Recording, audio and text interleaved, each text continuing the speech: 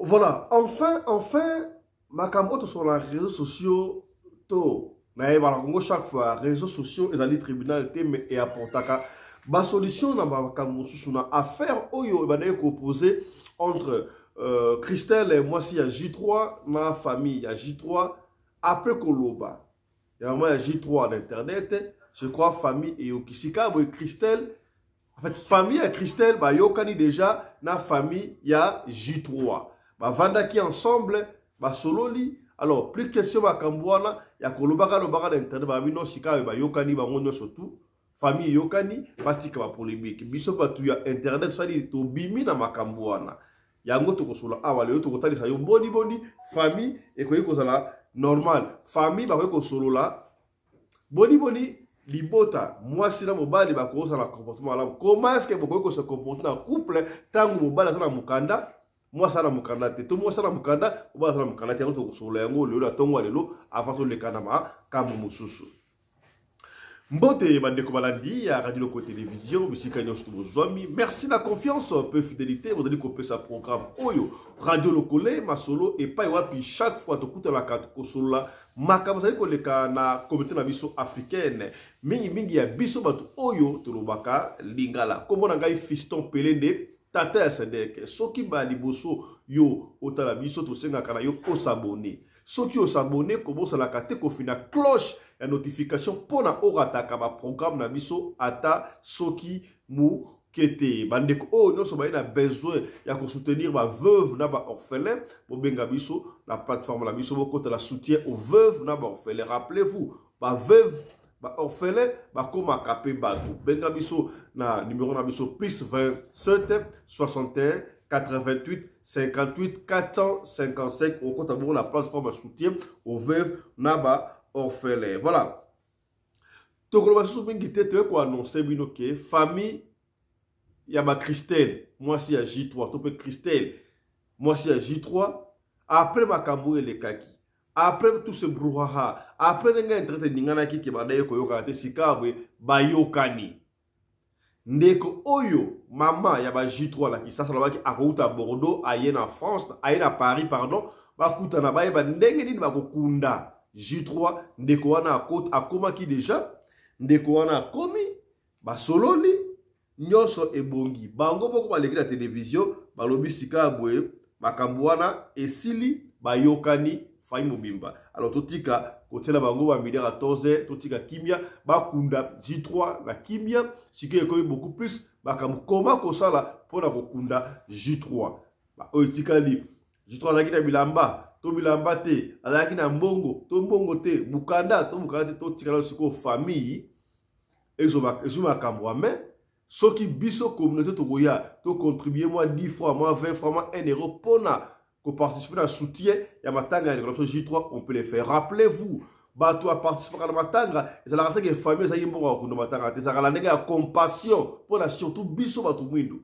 okomona oyoka na mutu te na vie mobimba soki akufi mona mawana esili mutala na nyongo na yotanga akufi nyongo esili zalaka compassion donc oli ya kosala sika ba live ya kofinga Christelle ya kofinga mama ya ba J3 ya kofinga J3 coupe na bango sika to luka moyeni ni oyo tukukunda J3 la nito yoka nanu comment est-ce que famille ya J3 na poto de Rautaki Bordeaux na famille ya Christelle représentée par ya Christelle yemoko la passé Christelle à pembi na yoka moyen Aloba, ils ont Munganga, après qui se commence à se réconcilier, et puis on va passer à autre chose. Suivez.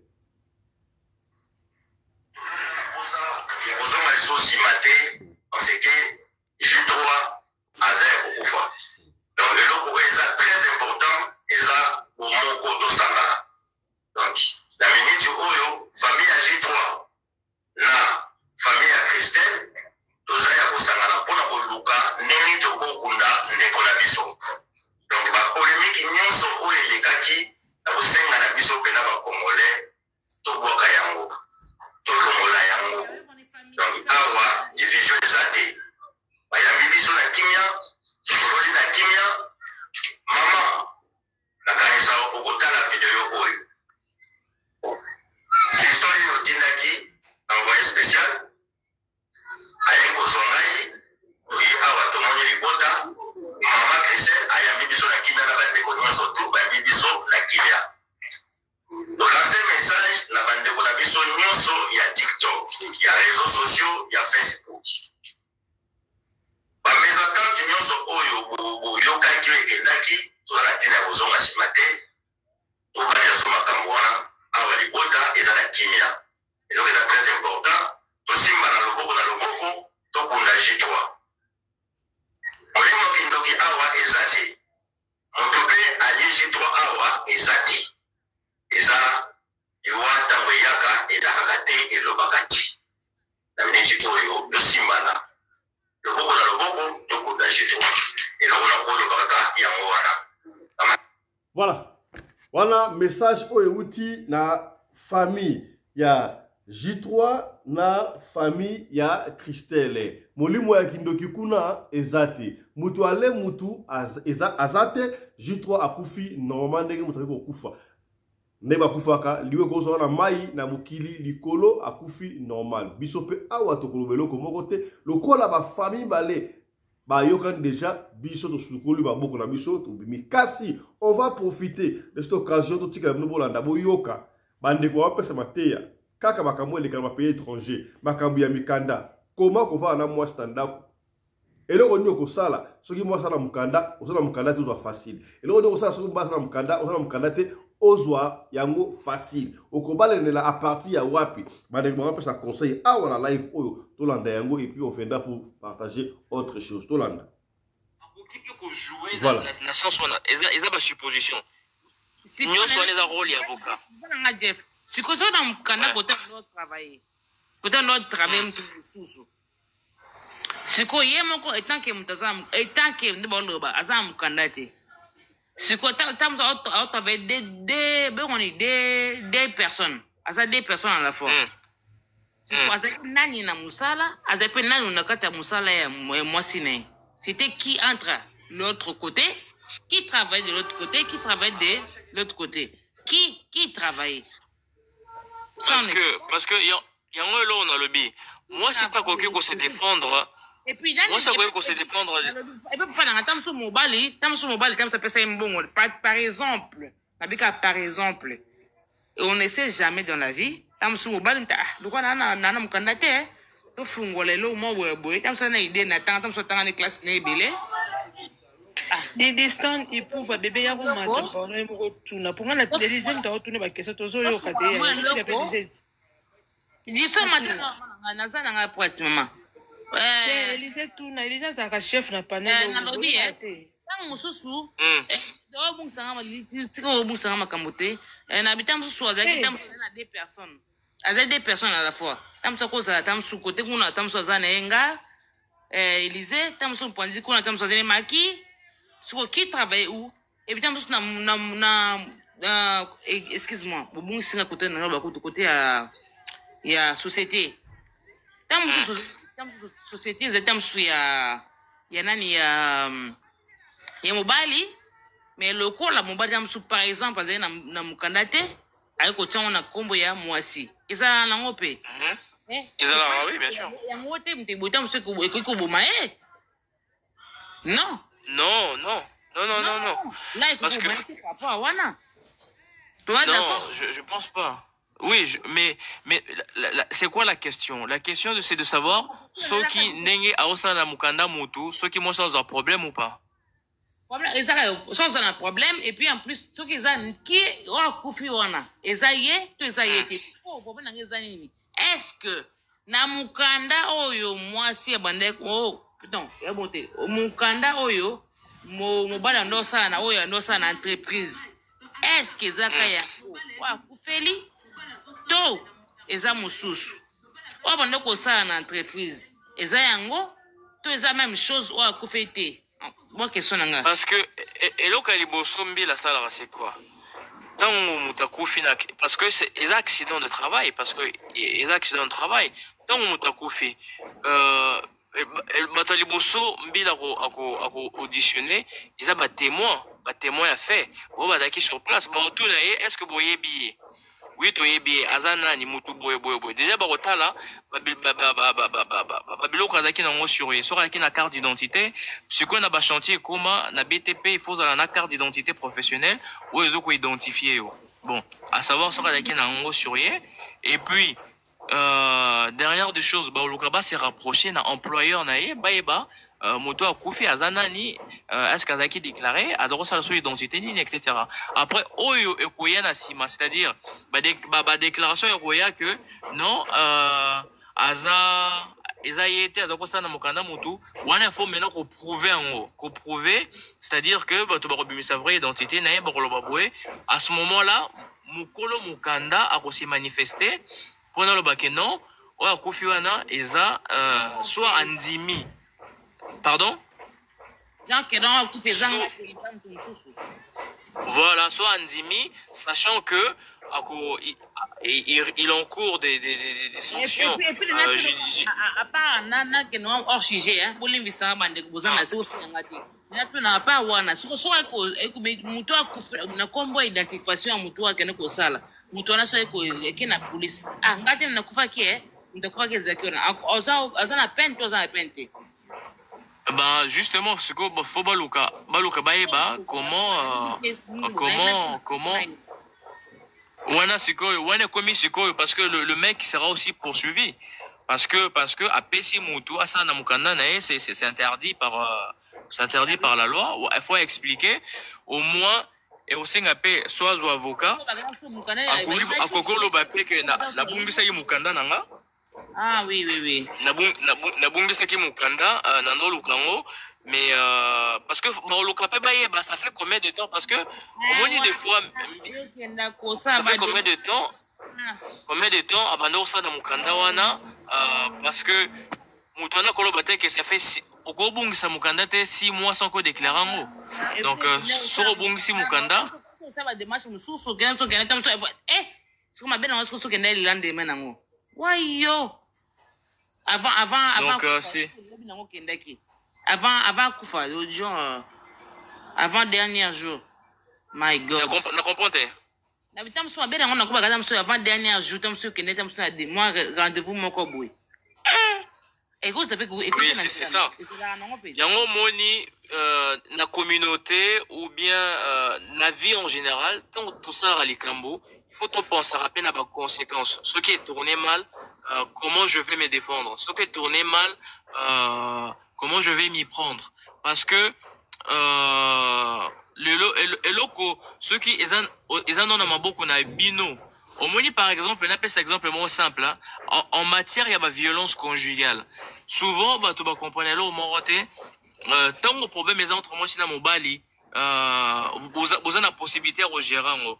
Mais tant que le niveau de justice au OMB là, c'est mort. Peu importe ce que tu sois, tu pourras plus avoir le contrôle parce que en matière de violence conjugale, c'est la justice et l'administration de la police qui gère, qui maîtrise le sujet.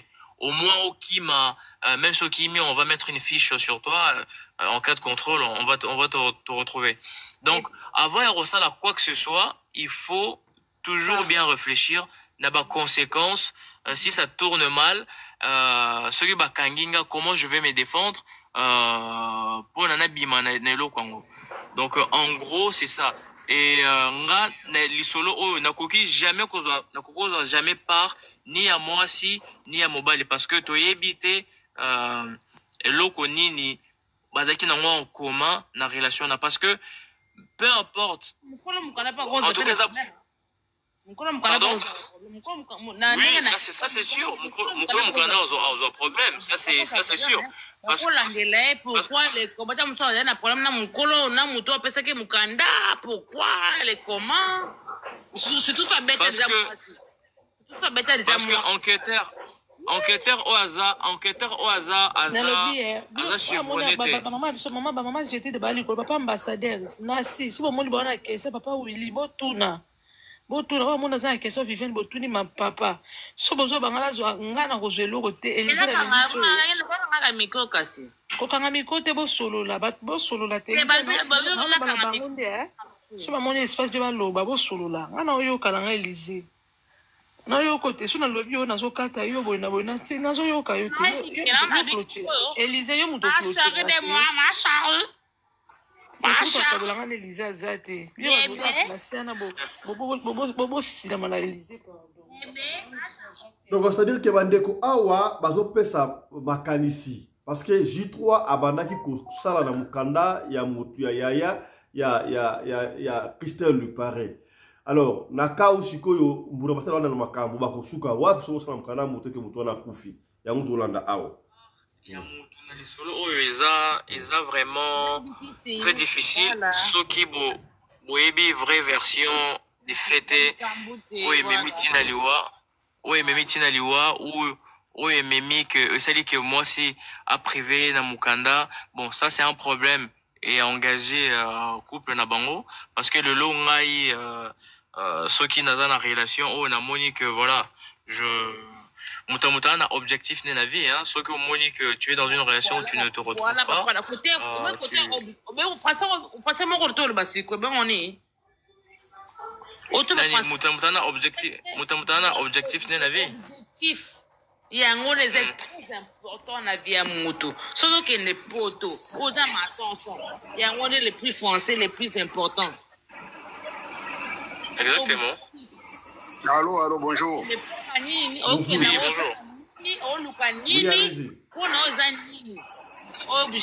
Excusez-moi, on a boulot, on a au moins 2 minutes, s'il vous plaît. Allez-y, papa, allez-y. Loba, papa. Loba, papa. En fait, c'est pas à l'État. Moi, c'est une entreprise. Pour entreprise, c'est qu'il y a moi, sinon, tout ça, on a réseau. Oui. Mon entreprise, c'est un ça à Koufi. Mon entreprise, c'est un ça à Azana Mukandati. Mon moko appelle ça qui mon entreprise nae asala avec Mukanda nae. Donc mon appelle ça qui Mukanda aza fautif. Mon azaro salisa, mon azana Mukandati aza pe fautif. Mon ya Koufi l'accident. Point barre. Mon a reçoit sentence nae. Et c'est lui. Exactement, exactement. Azala qui a problème na moi si wana l'état ta diangoti. Bref, il on a un baka ngwana pona na boulot, excusez-moi. Papa nanga 22 Willy, papa nanga 22 Willy. Avant kita o lo makambo lobi wana, lobi na o bien. Pour le bien on a vite fait et puis au bien on peut bien te. Wananga pour le bango eza bien. Mais pour le bango na ndenge ma correctement papa nanga to sa batu. Pour le bango pour ça papa lo bala lingala les comprendre les français. Azana te le bien lingala te. Ale ba tana français bien na français na comprendre. Lo ba lycée na oyo ka na oyo. Ale bien de vite na français na lo bien lingala lo bi na comprendre bien. Donc comprendre na ka dit que ale bien mais moi monsieur mabe. On dit batu bazata so bazana batu kumeni. Anda sa mutala na ko de bazata kumeni. Parce que eloko oyo le frère vient de dire c'est quoi?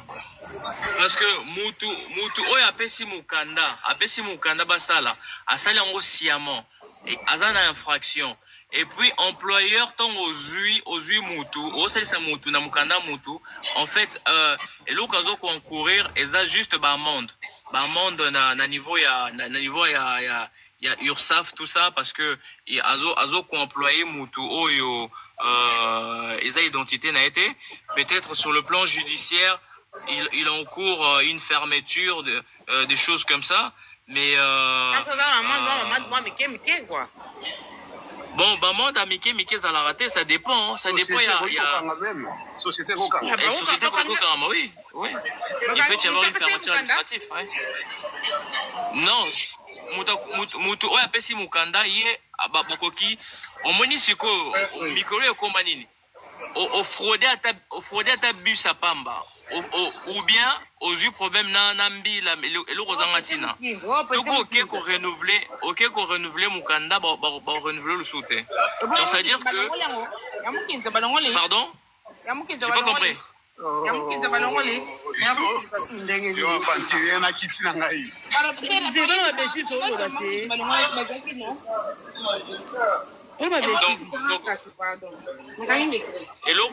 eloko mutu oyo apesi mukanda azoko risquer concourir à part ba amende ceux qui par exemple tant mukanda ne sili engaki no renouveler on ça sous sauter.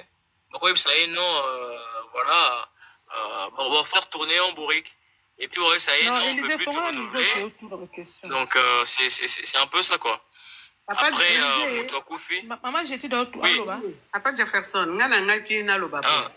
Na côté boloki ke compagnie Oyo ezako utiliser moto azana sans papier et na mukanda na été yepé azui problème. Oui. Pour compagnie wana ya bango ya Christelle yango ayebe. Bongo soki ezana oka compagnie songolo. Ya moni moto ayelié pas. Do ayebi ke moto na za en règle. Wana etali compagnie te. Étant non compagnie te pour compagnie yebite ke eloko wana moto wana ye nango eza ya yete. Ayebite. Justement, yango na lobaki au départ, c'est ceux qui a poursuivi devant justice, il faut avoir avocat pour qu'a plaider cause nae. En fait, ce qui est bien en Europe, aux en a droit à conseil, ceux qui aux en a bon nayo pour que va défendre yo de façon à ce que parce que tant on a poursuivi la justice, il ne faut pas oublier que du moment où on a condamné, on a présumé innocent. Innocent, oui. Tu comprends? On a présumé innocent, c'est-à-dire que ma charge, ils ont pesé contre eux, mais condamnation, non, nous, du moment où ils ont prononcé pardon, ce qu'on appelle un prévenu. Osa prévenu, donc concours tout sur toi. Normalement, il faut même à table condamné. Osa n'a droit à l'appel. Osa n'a droit à l'appel à la décision et on appelle si ça ne marche pas.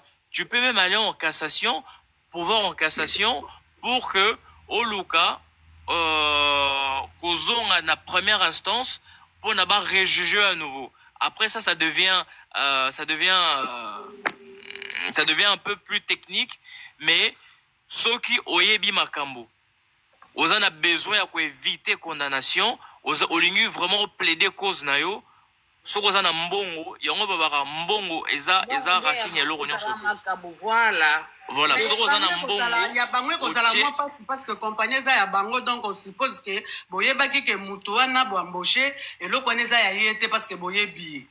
Le problème est que ngai na bino tomoni kabisi ya société wana te to éviter nani aza dirigeant to éviter nani aza dirigeant ya société wana tu comprends to éviter nani aza mukona ngo nani aza patron voilà nani aza parce que dans la société non surtout il y a toujours un patron, il y a toujours un dirigeant, il y a toujours des collaborateurs, etc. Mais non, c'est des choses qui restent à voir. Pour le dossier Oyo, n'en parler plus d'un accident de travail, en fait, il y a supposition. Après, il faut aussi prouver que azarosa na mukanda mutu parce que ezana batu mingi pe na ba chantier ba kenda na bango boye asa na yo noir ane déclaré ça passe hein. Ah oui. Donc tu kolanga na tikota likolo na tipona yo ndekonanga na nengo mona ko terwana na oterwana yone ka mo mutu na nga ya mutute na tune ndekonanga na oterwa pona monike mutako ko sala niveau wana awo koma na niveau wana siko avant répondre on a regardé partout en chose na capacité de garder ngo parce que na deuxième question que tu n'as répondre ngamoko na mi répondre ngamoko pona ngamoko na moni que il se peut que na ko mata na ngamata ke il se peut a mata na mati pas azuma crise pas akoi wana eza idée nanga asali case tam so yon case cardiaque ma case betier akwei nae poko mona ka hotel wana na mona ngo za mulaite na mona ngo za mashelu kungana na mutu nazana mutu oyo akwei je vous jure deuxième étage abukani makolote a tambola siko boa lai bilai Ah, mais bizarre, il faut le battre bien, explique très bien. Après, mais abukanaki yesu ko ndeko na abukanaki makoyaki na 3e étage. Omoni eza na bato mosusu accident ya avion abiki mais accident vélo akufi. En fait ça dépend en fait. Ça dépend si c'est ton jour, ça dépend. Toi dans monde moko, je vais dire après bon c'est déjà spiritualité. On vit dans un monde mystique, on vit dans un monde d'énergie, des vibrations, etc. Côté wana côté spiritus wana to kena côté wana. Bon côté wana pendezo idenga makazi côté wana na mona ngo de côté wana ndeka. Nakainiko. Après niveau spiritualité non, après côté spiritualité bisika omoni bisika ina surtout to tambolaka to kendaka to chaka makolo to yebite donc etamboleli nde balobaka ya via mutu na mutu to yebi pete donc état d'esprit ya batu pe to yebite parce que nga par exemple tous les matins des exemples simples na opesa nga tango na kendaka musala on a toujours une éducation na zoa na bara toujours le policier par excellence on a chrétien les policiers par excellence c'est le Christ nga je laisse toujours Dieu au devant de ce que je fais na tsaka nzambe liboso na ramena surtout na sala ba masana mingi ba contraction nga parce que na memili bende na vimbi na judoka ba masamingi mona ba websanga maître comme ça parce que naza pe membre équipe de France il y a judo police tout ça je fais des na sala ba championnat d'Europe na sala ba championnat de France etc. mais na contact na force nanga mais pas seulement parce que naïbi que c'est Dieu qui pourvoit. Dans le sens que elle intervention sous Tokendara, beaucoup t'en a ba tête cramée, c'est-à-dire que ane na soma mbilate, ana soma mundu kité, voilà. Donc je vais pas rentrer dans les détails, mais soko yebi que oya zakati na yo, mutuna na aibi eloko zakati na ye. Mususu azana e croyant, mususu azana na singaloketo, mususu azana lititi na zana na poche etc. Spiritualité voilà papa nanga spiritualité eza bon je crois nous devons élever ma débat tant mususu donc voilà ma débat expliquer dans la famille à Salobi amo déjà basi ba yokani famille à Christelle na famille à J3 on ne peut plus s'éterniser na oetali makambu oyo ya famille voilà oetali makambu spirituel asalibo ce n'est plus notre débat et sa famille ici et yokani alors avant de passer à autre chose ton na sous makambu oyo famille elobi famille petit message qui basi ba yokani batu ya ba TikTok, batu ya ba YouTube, Internet, otika siko famille et ça na makambu na ndenge na ngo. C'est qu'on va vous demander seulement ici, il y a comme ça après cotiser un tout petit peu pour na ndeko na biso J3 à Kundama. Je n'ai pas aussi dit ici que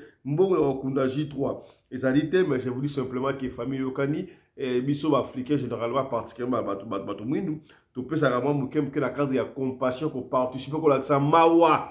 Yango toyaka na contribution na biso tolanda ovandi boye ovandi na ndako ya J3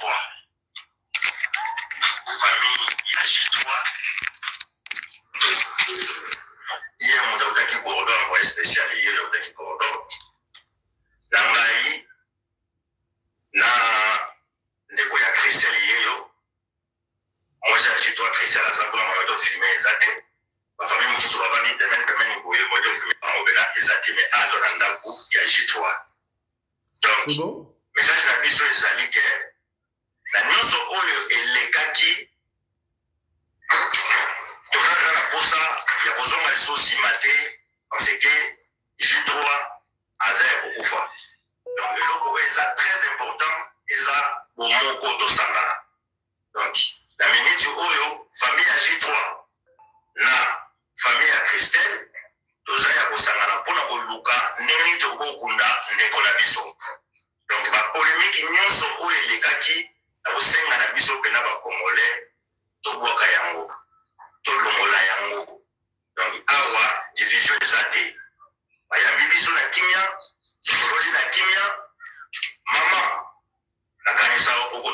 video oyo. Sister yo tindaki envoyé spécial. Aye kozongai oyi awa tomoni libota mama Christelle ayambi biso na kimia na bandeko nyonso tu bambi biso na kimia. Tolance message na bandeko na biso nyonso ya TikTok, ya réseaux sociaux, ya Facebook. Bameza tantu nyonso oyo boyokaki ekendaki toza na ntina ya kozonga nsima te tobanja so makambo wana awa libota eza na kimia.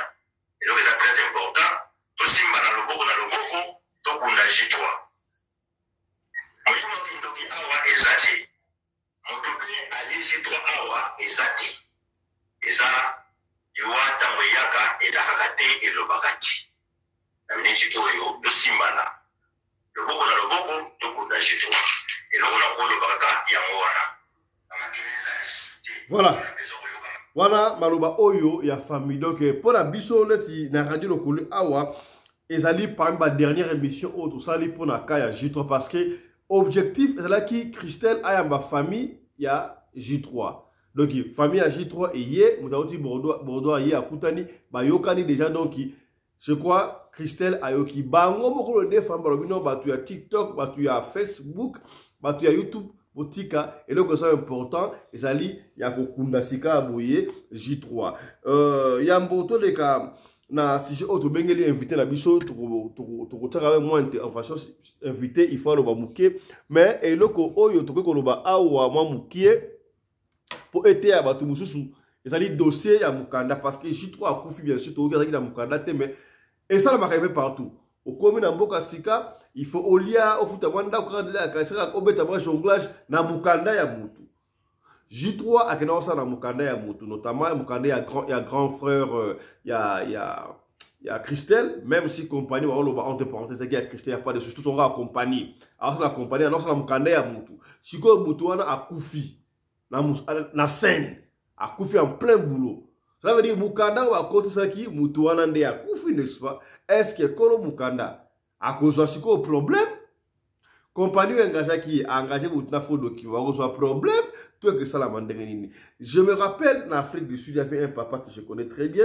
Quand il batu bayaka auti Congo aye awa no azana mbongo ba dépenser dans l'hôpital privé, bon hôpital za cher ba dépenser mbongo belé tambongo aussi là ba pesier boule non, azo sikoyo mukanda ya mutu ya papa moko même âge à peu près à l'Afrique du Sud a kende lango pour qu'ils ont un traitement au félé ba pesa papa pe mukanda papa wana kenda pe abandon ko traitement et simba kité et ko sala ke papa wana akufi papa qui hôpital na mukanda ya mutu akufi na hôpital automatiquement ça va faire acte de décès ba ju mukanda ya mutu wana akufi ba sali pendengo wana do elekele ki ba komina bango nzoka la système à pays développé en Afrique du Sud mbala moko ye mukanda na yeko ba bloquer yango avec non assez okufa et que partout ba système nyo surtout ya immigration papa pe ki di ba ki na été parce que acte de décès bu aso mukanda na isila mona ndeza ka baseki jour mukanda na isili délai c'est là qu'il est renouvelé à kenda boy a personne ta ba chipo yo ça okufa ta on a kufa de o te ça okufa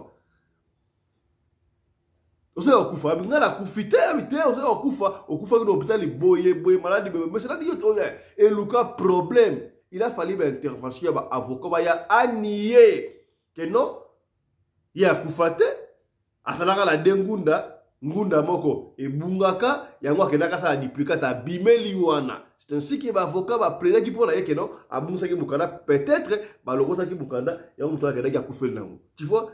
Na kasi ko ile ya J3 kufila mukanda ya mutu alors ça la compagnie balé compagnie à moi si là mais mukanda ya mutu ya grand frère Christelle est-ce que siko muna matari akoza kolo mukanda akoza problème to akoza problème te na éviter na kawana réflexion na yo commandant Congo Anderson de Djobu mon ami personnel que je salue en passant na tongo mbote na yo au moni lecture na yo sur makambo ya J3 dans les familles ou famille lobino basi ba yokani ça va ton dimba yokani to tiki makambo mais pour la mukanda est-ce que ça va créer des problèmes na kolo mukanda na compagnie ton renine raisonnement na yo zanine par rapport à sa lecture na yo.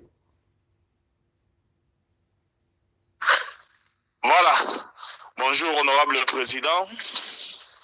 Fiston Pélène d'État Sadek. le patron de la presse congolaise en Afrique du Sud. Masananga moko losako. Mbote na mamari na pelende, mama oyo akabaka koleka, mama Denise Miake rope koleka mama Olive Lembe. Oui, je le confirme. Mama Rina pelende akabaka koleka bango. Honorable président, na baye Rolanda biso, makambu ya mukanda oyo mutu avant na libanda ko comprendre yango, mais biso batoto batu bandeko na biso bavanda na mboka na pays kuna pour pas comprendre yango ezali passe. Si vous allez vous rappeler avant biso peto bima, so ba biso que non na salle la mukanda mutu, moi comprendre yango ezali te. So ba biso que non mutu aluesaka mukanda, moi comprendre yango ezali te. Donc il fallait ko bima pour na comprendre yango. Makambo mukanda ya mutu, ko sala mukanda mutu ezalaka casse-tête moko oyo ezali pas pour famille na biso va comprendre yango na mboka pe esoka tobuta. Alors makambo ya J3, Dieu merci mon bien que non oyo eza émission sur to salela yango, mais est-ce que bazon d'ombre il na makambo un grand point d'interrogation. Na banzi kaka petite sœur na biso Christelle akoyoka ba conseil yo stopper si yawa famille mama atika kosilika ndenge bana basali na kati ye moko déjà na intervention na liboso a reconnaître que non bana oyo malgré papa na bango akufi bango pe na vie ba ko salisa, c'est une très bonne chose. Baninga ya J3 ngai na condamné bango te bana na émission ya liboso, vous allez me rappeler d'absolument que non batu muso baki maka na émotion, batu muso banga mbila, donc moyen na condamné bango ezalité. Donc na niveau to komeli oyo ezala que non bacha na se makamyo so ke ne malamu. Radio Lokole TV au lobby trop pour la makambo J3 oyo. Mama Ayoki, Christelle Ayoki, ba famille ba Ayoki, grande star à Christelle P Ayoki, ba ninga ya J3P. Ngai tina prise à na condamna bango te. Oyo baza mibali, bazonga, o baza na courage te, bon moto condamna bango te. Yo moko lobby. Ezape ndenge mona likambo lobi ya mutu kone fisa mukanda oyo mutu ayo kufa. Oui, esalama awa. Masa na biso ngo pe awuta yo kufa kolo mukanda oyo ba mwa hôpital pe. Awuta yo kufa kala mingi tawa. Masa na biso mo kala tayi na boyi kotanga kombo na ye ba retrouver ya kufa na face à l'église catholique. Mukanda na ende mutasale la pe awa mutu pasala mukanda ne pe awa na hôpital mutu na kufa ye pa tikala la nkokoso. Donc eza makama mikanda bato ba bimante mo ba comprendre ngo ezalité. Donc, ils ont passé, honorable président. Voilà. Donc, c'est ça vraiment passé. Mingi batu oyo, ba pesa ka mikanda na bango oyo mutu aki akufi na mukanda na yo. Moi na rappel par rappel ou mais la rato on ko mukanda ba un rappel au kufa na éviter bon je ne dis rien. Et ça au tout monde et les cas. Donc on souhaite de bonnes choses de bonnes chances à déroulement ya obsèque et les kamalamu kasibande ko dans le monde entier le kola to simbagi kamango ya Christelle na J3 ba contribution en décomo comme partout dans le monde, surtout maman la famille de Kinshasa et kosala ma lamu mingi kasi. Et donc to bengele inviter la biso lelo mon ami personnel et le commandant congolais de Djoboura parce que ba tindele biso vidéo moko boye et sala bibongo na IEC. Ye azalaki moko ya bakambi na IEC. Qu'est-ce qui s'est passé? Il est qui moi quelques jours, deux étudiants oyo moni oyo bango basala institut. Donc na IEC pendant que professeur adopte sa cours bango bavai na tingi moi si ado la vocale et pas à mobile oyo. Lettre d'administration bimaki après vérification ba bengana ki bango définitivement na IEC, na Institut supérieur. Si les gens s'interrogent, est-ce que c'est vrai que pendant que cours mané ko pesama jeune fille oyo abandé ko la vocale et pas un jeune garçon oyo abandaki kolokota bik to abandaki ko sala ndenge nini? ngai moko pesi ngai mutu kozwa esali polémique eleki kasi basonga so pas fisto ekoleka ndenge ngate bino bo expliquer biso bino bomoni image oyo ndenge nini na bi image yango ezali ndenge nini tinda na image yango ngana mona image yango ezali ndenge nini batinda biso image oyo na ebite image yango bino bozo zwango de botala image o to mona wana moni garçon yo bon la image wana tala image est-ce que bozo mona ngo est-ce que cette fille a aussi quelque chose tala yo wana tala réaction globale tala réaction globale eza ndenge nini fille wana akolamuka kala mingi te ye wana la muki taninga te sina munoko na ye donc cela veut dire que munoko na ye ezalaki na quelque chose na kati nango to ndenge ni bafandaki na tingi tingi. Moi je n'ai pas compris soki na ndalero mukie to ko pesa bato wana raison ke bango fille wana banaye kolokota biki abanaye kolokota quelque chose mais comment est-ce que mutu ezalaki presque na makolo ya mwana mobali oyo wana ngai pesi ngai mutu kozwa nayebi te analyse ya commandant congolais de Djobour ezali ndenge nini étant que ancien ya IEC tala omoni yango atala ngo lusuma na mbali wa ti bleu osomo atala siko na mutu na ye awa mutu ya mwasi yango wana azolo kota biki to aosala nini azolo kota papier to sala tala réaction mwana mbali tala ezali ndenge nini ngai pesi nga mutu tala siko ndenge tango fi azola mukatala mukitala munoko fi wana moni c'est comme si na yebita taki biki ona munoko to na kota papier to ndenge na yebite ngala comprendre image wa malamu te na yebite commandant Anderson yo étant que ancien ya IEC encadré président étudiant ba eza ba déshonoré institut supérieur oyo leka eza nango image moko mukie eza normal ba kokaki ko lekisa yango pe si seulement si eza que vocal banaye ko sala mawana à qui la faute ba ko condamner ba étudiant ba bima ba saki na droit ya ko sala yango pa sali bango to tali bango te mutu a filmé il n'est pas face à la condamner to comment lecture na yo na vidéo wala to na isolo wana omoni yango ndenge nini. Voilà, merci beaucoup honorable président.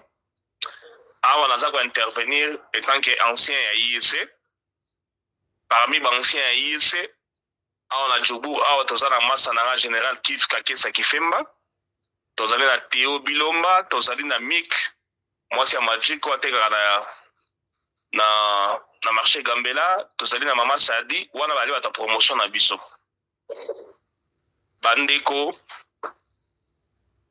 ils allaient ma Sony. Ils allaient ma Sony parce que vidéo, on a sur le Kali Yango, malgré Batmoussou Balinga pour démentir, ils allaient ma Sony. Moi, la moi, si on a à Salai Koyem, ma micro ya solo. À ça la vocale. Au moni, toujours, l'enfant n'est bon, c'est la société qui les rend mauvais. On a la salle d'habitude pédagogique. Mais, nous avons la bango, nous avons la sélection commerciale et administrative, nous avons la philosophie. Mais nous avons la pédagogie, nous avons latin, nous avons l'accès à solo. Parents, vous allez éduquer moi dans l'anding na yo, moi, vous allez au Kenelibanda, vous allez avoir influence à balabal. Si vous avez taliba oyo, premièrement, bazana ba jeune, je crois bazali na G1. Évidemment, bavanda na tingi na makobo la kuna na suga ya auditoire na tobenga yango. Mais moi na moi si oyo, moi na ya batu, ndo moi na ya mutu, azana ba parents, na ye papa na mama. Animi ko sala ba pratique boyo na kati auditoire, croyant que ba moni était. Mutu a suivi bango vidéo na bango ba ibakite. Et ça va paparazzi, moi on condamné parce qu'il y a pas quitté. A suivre bango vidéo, pe a balancer yango. Kota là, vidéo wana ndenge eza koleka, au moins vraiment que a déshonoré non seulement établissement na biso, mais a déshonoré pe na parents na ye. Parce que yo mwana muto za na maman moboti maman mais mwana pendant 8 9 mois a colisio boti o comme na institut supérieur. Ok, nous avons la vidéo à auditoire. Ata balobi suko za ba sentiment yango. Ata suko balobi que non, moi na mobali ya sala toujours na maloba suko pour convaincre moi si il fallait banana ko raisonner que non, Je suis la fille d'autrui, j'ai une famille, ma tante, ma grand frère, ma petit frère, tant que je dois sur les bébés de banda. Ni ne ressemble à ma ngai. Donc, au moment là, ti ministère est siégé pour le Cameroun, bas ni rien à Kotanga. Donc, ils ont un yes na bien été mais c'est supérieur nous sont en Kenya en compte à sous-souté. Ils ont à l'université de Kinshasa en tant que sous-souté parce que se conduire dans ndenge ya mabe à déshonorer non seulement institut Nabiso, non seulement ma famille à déshonorer la République. Image à boyo barozo yango pendant que de ça dans le pays Nabiso chantage libanda. Mais est-ce qu'il y a une décision à exclure Bango définitivement à l'université Batangate? Ils ont trop forté. Parce que vous vous rappelez encore, ça s'est passé aussi dans les élèves à collège Moko Songolo à Kinshasa, où vidéo est partout. Quand le ministre avait pris la décision d'exclure définitivement Batangate, mes parents ne jamais. Beaucoup de personnes ne définitivement. Beaucoup de personnes exclure Bango punition, mais beaucoup de personnes ils ont des décisions trop fortes pour les étudiants. Bon, au moins, tu vas à l'école primaire, ou à l'école bana wana basala ba vidéo non seulement na école ti libanda école basala yango ba vidéo na archive ezali et voilà dans cette vidéo ya bana wana na basala pe makambo mabe ya makasi soko tali yango makambo basala bana basi wana mais on se pena yango te donc eza ba biloko mususu ya mo totali bon eza ko pelisa bango tanga c'est détruire toute une famille toute une génération mais ezali eza ba sanction faut appeler ça quand même ya makasi. Honorable président, les gens ont vu au Moussous Oyo, ceux qui communiquent la famille, et on démoralise papa, maman, papa, maman, et puis papa, on a vu ce qu'on a temps, moi, soit ça, les tours retomber sur sa maman. Papa, il y a des moments où on a sous, abîmé, on a yé, à son gars, la côte, on a pas, on a sa vie, moi, on a foulane. Et là, on mentionne ma casse.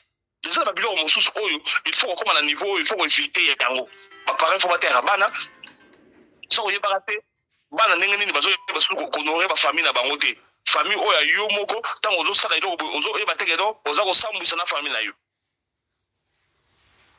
vraiment yebi sanga so gene ti lelo ke do ba pesi bango punition moko boy lobi azongene na classe au moment il va plus de sala manango ba lobanini o asala ka basala ke do moko te les gens vont se passer comme ça donc il faut penser ba punition ya makasi ndenge wana moi je suis pour. Parce que ngai ndena za boyawa charger communauté na lingate communauté na biso samo na bilo rezo samo wana babilo wana wana ko samo donc tout samo sa société ko samo sa parents famille tout ça ce n'est pas bien bana na biso ya basi bana na biso ya mibali faut ba yiba makambo bazali ko sala lelo oyo image ko batela image ke ebi malibanda te la passe alors pour on koma na niveau wana te il faut ko éviter ko sala ba pratique ndenge wana oyebi ke là c'est tanga soko boye ko tanga na université libre option libre choix na yo soko nga professeur wana te obimi vous allez encore vous rappeler tant biso dans na Congo wana professeur anglais soit côté librement on sortait alors bango payer pe soko nga professeur wana te alors c'est pas na ko wana te alors choix obima qui avant dans la carte auditoire asa ba bilo ndenge wana ate moko et ça honorer famille et ça peut honorer institut ngana yebi sere biso tozana na yese wana tosala ba na sala ba live moko na na watage bana yese ya ipen na bana ISP comme ça on que non biso na former ba gestionnaire pour gérer les entreprises bango ipen baza ko former bango gestion na bango na pas ba seigneur vous comprendre donc ba polémique moko boye instructive ba polémique moko ya bien exactement ya boye so yebi sangai beaucoup de concours moko boye beaucoup de gens qui ba réunion ya gouvernement pour parler du peuple là oh non oh ba ressortissant ISC ISC école on peut savoir comment mabe pour na fille moko na garçon moko donc valeur il y a université fait bien pour la banque non on a bien fait pour moi la chose na ba basali malamu parce que ceux qui ba benga na bango te lobby ba bien on ba vidéo mosana nga nga obima mais pour ba sanctionner bango ba vidéo na ba sous pourquoi tout le monde a peur. Donc on a frappé dur pour éduquer toute une nation. Que toute légèreté, mon robot, il ne faut pas parler de non. Sur le parent, il fallait pas éduquer madame, aya ko sala babilo na tena kata auditoire. Wana eza ko sambusa une institution supérieure na biso et c'est quand bimana ba wera son malgré wera son ba to condamner a bimana yese a bi français te na défendre ka très bien. Français te ko na ndako peut-être dans l'école primaire à l'université français te. Honorable Kweba français c'est nous en maïl était. Soki mutayabi français de la stika maïl était. Français à Maël était bien ou bien? Oui, français à Maël était, mais ceux qui déjà ont un concours sur le français, Babylone soit nos pays, ça y est, on ne comprend pas bien. Il faut résoudre ce qu'on a dans le Rambo.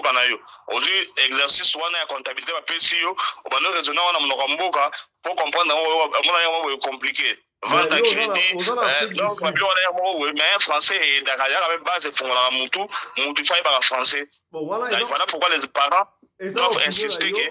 Et ça, opinion là, yo, je ne vais pas rentrer pour nous, mais au Yébi, on a l'Afrique du Sud, il y a l'Afrique du Sud, il y a l'école, il y a l'Afrikance. Afrikance, et ça, anglais. Attends, il y a l'Afrikance, c'est quand anglais attend bouté, assisté, assis Moussala. Donc, cela dépend de l'organisation à Mboka Labino. Parce que moi, je me rappelle, la Katobalé, autant à Botan, Gilinga, n'est-ce pas? Donc, moi, j'ai toujours été contre la langage Kingai, pas contre la Ramoutou, ah, il y a français, oh, quand même, le français, est-ce que nous avons Bourguité? Il y a des gens qui ont français très intelligents. Oui, tu vois, ça, nous avons toute une émission après. Voilà, on a marqué qu'il y a un nationalité qui a encore parce que, parce qu'on a eu la sonne, Abima, na IEC, mais à IEB français, na IEB, ça va défendre toujours que non, na IEC, bataille, c'est cours en français, tout le temps, en français, correspondance commerciale française, na correspondance commerciale anglaise. Donc, c'était sur ce point-là. Mais, ceux qui te voient qu'autant en français, c'est pas un problème. Anglais peut-être est oublié, mais si on taliban a nyonso on batanga na mboka oyo majorité na bango ba français ba anglais bien et là on a le comprendre moi on a dans école primaire. Merci d'abord, je vais aussi profiter encore pour remercier la fondation Radio de Corée TV où a contribué à la foot les Minervan. Il y a toute l'année attends anglais bazo comme on a télévision attends autant à yango moi en école primaire 5e primaire mais biso na Congo kuna ozomona mutu akome na université là takotanga te. Donc, il faut revoir le système éducatif Nabiso totalement. Voilà, tout ça aussi dans le dossier Ouyo. Et vous avez toute une émission et tout le système éducatif parce que il faut revoir le système éducatif. Parce que la mise à jour. Tout le monde a regardé l'Afrique du Sud, non? Année où bataille année où bongisi parce que mise à jour. Mais biso na ba phrase banda ba phrase batikile sur belge même phrase wana professeur azo répéter en génération en génération. Mais non, les Camerounais na télé marché comme Oyono qui a découvert l'embouchure du fleuve Congo au Dégokao, c'est faux.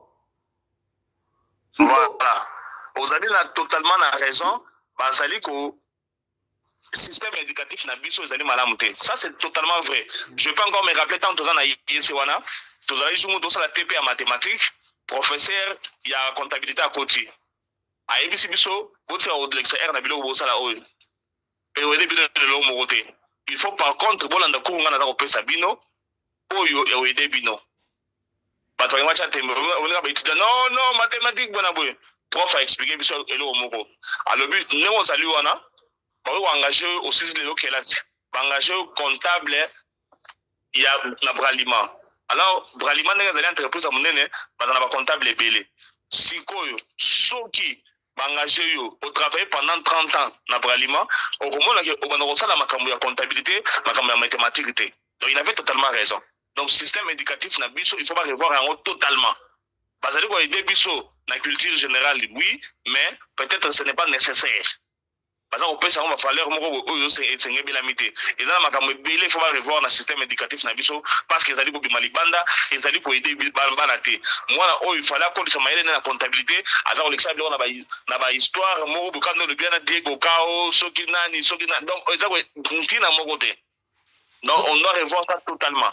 Voilà, donc je crois que si la région est prête, on a vu sur moi émission prochaine, attends 30 minutes pour parler sur ma éducation. Il y a République démocratique du Congo, système éducatif, le ministre EPST, il faut aller à Ayoka parce que Bongo, et ça va malamuté. Vous croyez que vous avez aussi ça, école primaire, école secondaire, a eu diplôme d'état, à quelle université, mais la carte est vide parce que Mboka, il va y encadrer c'est un gros prochain. On va finir ici, mais avant de finir, tout le monde divers à Moukié. Je rappelle que le 9 juillet, c'est le 3e anniversaire. Il y a la chaîne Nabia, tout ça, la 3e la chaîne O. 3e anniversaire radio le télévision. Donc, champagne, au fond, champagne, champagne, champagne, champagne, au fond, maman, il y a champagne, il y a radio le collé. Maman, il y a la champagne. Et je profite de la 3e anniversaire. Il y a Radio Lokoé Télévision. Mais aussi, anniversaire votre humble serviteur Fiston Pelende des appels lelo le 9 juillet to baxi mbula moko likolo ya mbula ba soué na bino et vous allez de likolo wana eya et puis na profiter l'occasion comment Anderson moi ça polémique était ça moi mise au point mukie kaka voilà donc ba champagne c'est qui va mouette donc ba mouette yango donc des mouette moi ça c'est très bien et puis birthday happy birthday mon ami personnel merci beaucoup la compte ya radio Lokole na to fungola yango donc na émission pour la mission prochainement voilà anniversaire radio Lokole yango voilà oyo ça pour l'anniversaire Fiston Pelende mouette oyo ça pour l'anniversaire ya radio Lokole TV mi balé yango radio Lokole TV voilà est-ce que tolanda ki bande ko baje ko lobala de ko boka lobi na poto Afrique du Sud ça et l'autre côté bateau arrive en Afrique du Sud na pasi ba na batambongo ba en Afrique du Sud na Afrique du Sud banda ko balonga ezalité ba kongola ba vivre en cascade donc mutu azana na Europe yo baka aleki mutu azana Afrique du Sud na habité yo lecture na yo est-ce que c'est vrai ou c'est faux est-ce que ce qui mutu en Afrique du Sud a quitté na Congo mutu na pata quitté na Congo c'est complexe ezali na habité lecture na yo est-ce que batambongo awa bate sur tous les plans ba journaliste ba homme d'affaires alors est-ce que exacté est-ce que muta afika ça face muta poto voilà merci beaucoup honorable président au moins polémique ya bato ya poto na bato Afrique du Sud oyo to ko banango lelo ti le bi aussi la te et là on a vu ça bato poto ezali boye nyonso o bango ba vivre na poto biso to vivre en Afrique du Sud ba legi biso na salaire mais na ba homme d'affaires na biso ba businessmen na biso ebele Afrique du Sud bazala mbongo kolega ba businessmen na poto ebele na Afrique du Sud bana mbongo to na presse to banana ngwa facilement to banana yo moko honorable président oza ko représenter presse na biso ya Afrique du Sud na monité mutune na presse na poto na hôtel manayo tu roules carrosse au vivra bien na malamu na complexe et c'est là où peut-être bazala au vivre te bato oyo bazamta na Afrique du Sud bakena poto ba yebisa biso sekele na bango bandako na bango eza mike donc biso to leki bango bazana eloko ote o bango betela biso to lo biso to na ngote par contre biso to za na ba place bien koleka bango bazana ba construction moko archaïque biso to na ba construction moko moderne de nouvelles constructions ba townhouse o bango bazana yango te donc batika na bango biso na bango match ezate baleki biso na social na bango pesa ka bango mbongo ebele par rapport ya social na biso awa en plus na ko pesa mukanda bango ba pesa ka bango mukanda facilement ke biso awa Afrique du Sud sunt Afrique du Sud so akena poto azana complexe moko te au vivre azana ngote lelo oyo soki tozwi honorable président Fiston Pelende to tsheye na échec to kina poto kona tozwi ba journaliste poto OMS so petit mo wa impolio na so OMS tozwi bango nyoso wana mutotela mano azali te donc on l'équipe bango bana le loti lobby donc Afrique du Sud les années dans un complexe bana pototé dans un complexe le moroté bazana shop à Bilamba biso peut dans shop à Bilamba dans la Zara ezali à Dolce Gabbana ezali bango ba l'équipe biso na ba shop ebele peut-être en plus de cela et là na bango basi africain ba kipaka yango te donc bazana le moroté ba otirmase biso bazana ngote dans ba tombongo na mboka oyo ozi mutu kwa Eric Chenga na azana ba moko pendant beaucoup d'années akoya raté mais bango soko tali bango papse no dizobonga azana mbongo kala kweya bubuli ondela aje ozo mbongo lelo na Kinshasa na likondi protège basala na virambo amela virambo maintenant azana poto azana le moroté donc tout ça complexe moroté ya mona poto en Afrique du Sud ba l'équipe soka na social bazo mbongo social et belé est-ce que social ou un salaire na bango pas salaire dans l'écolo mais biso to vivre normal dans un complexe na bango ça c'est vrai ils doivent retenir ça et mettre tout ça dans leur tête. Est-ce que c'est vrai on va faire toute une émission sur ça prochainement mais est-ce que c'est vrai que ceux qui ba katimbongo social ba kaifona ba RSA ba pesa ka bango mabala ikotika okufa ba basi ebele ba benga mbala mandako bango pour mbongo wana ya bana est-ce qu'il faudra bakate yango comme ça notala soki bakati mbongo wana est-ce que batu ya poto ba hotel malama ta Afrique ba Afrique ba futa rambo bandako mobimba afuta ndako $1,500 à foutre yango yemo chaque mois $2,000 à foutre yemo chaque mois contrairement bango kuna l'état abaksa ndambu ba futi ndambu est-ce que vous êtes d'accord que bakata banini wana to so ba vivre voilà donc tokoki ko souhaiter yango te parce que ma famille musu vivra wana mais déjà au kata mbongwana c'est difficile pour ne pas dire que c'est impossible ezali pe na ba organisation musu ya droit de l'homme o défendaka mbongwana donc au kata yango ezali vraiment passe mbongwana pour d'abord problème ezali ngeni mbongwana mundela pesa yango famille pour préparer à venir à mwana université ndenge za cher na poto ndenge mwana Afrique du Sud université ya cher alors tant ba peso mbongo mwana na munele pona ye ezali ke mbongo wana zo bombela ngo mwana tanga kokola asala ba besoin na ye akokisi 18 ans asisi classe abimi ake azwinda kuna ye na mbongo ne uzo bombela ye wana asombi soit a besoin mutuka sombi soit a besoin pelo asombi et puis a continuer kofuta université na mbongo wana sikoyo biso ba yindo tozo mbongo to balusa yango ekoma mbongo ya papa na mama kobundaka koswanaka mabala kokufaka pona yango mwasi ata uti Kinshasa tanga akoma na poto mo azu idéologie ya mbongo bana libale panzale donc eza passe mais ezali impossible pour makata yango. Merci beaucoup. Ouais, voilà, je crois qu'on va revenir sur ça. Na makam oyo mbongo ya CAF, mbongo ya RSA parce que ma balle est belée et je katana par rapport ya bambongo. Alors, on aura tout notre temps avec le commandant congolais Anderson de Tshombo na bande comme si à poto bakota to kosona makambo wana poto tika polémique. O mutu moka ndo ko yebsanga chaque fois. To baka poto mputu. Ya poto ya mutu c'est que simbelier. Il y a certaines personnes qui ont poto simba te ba 30 ans. Azoki Congo boy simbi. Musulu père asakaka na Afrique na pays moka Afrique et simba zo vivre mieux que le kamuta na poto. Eh soki mboka sike simbelio zala wana. Est-ce que ba vie o ba musu ba menene na Afrique du Sud awa. On a sûr que so comme na poto menene vie wana. On ko regretter il faut ça en Afrique du Sud donc et ça peut mdengo wana voilà.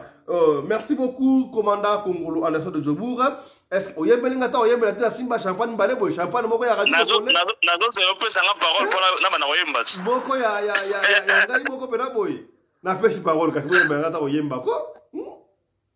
Voilà, joyeux anniversaire à toi, mon ami personnel, Fiston Pelé de Tata Sadek, le patron de la presse congolaise en Afrique du Sud. Mbotama ela moma sanangai, nzamba pambola yo, abakiselo mikolo belé na mokili. Nzamba sunga famille qui est toujours liboso, et si mi pe continuer ko sigma lisusu makasi. Biso nyonso na bato nyonso oyo to na radio de Kolo TV, tozali ko souhaiter mbotama elamu. Et puis birthday to you, Fiston Pelé de Tata Sadek. Kola pambola yo, kola bakiselo mikolo belé na mokili, kola sunga chaîne na biso, bato ba s'abonner belé, kola sunga makambo nyonso ekende liboso, et puis birthday to you, Fiston Pelé de Tata ya Sadek. Happy birthday to you. Happy birthday to you. Voilà, ça c'était bien. Merci beaucoup. Alors voilà. Happy birthday to you. Voilà, c'est avec ça que nous bouclons. Merci beaucoup, Tata Sadek. Allez, chap. Et tchara. Et tchara. Voilà.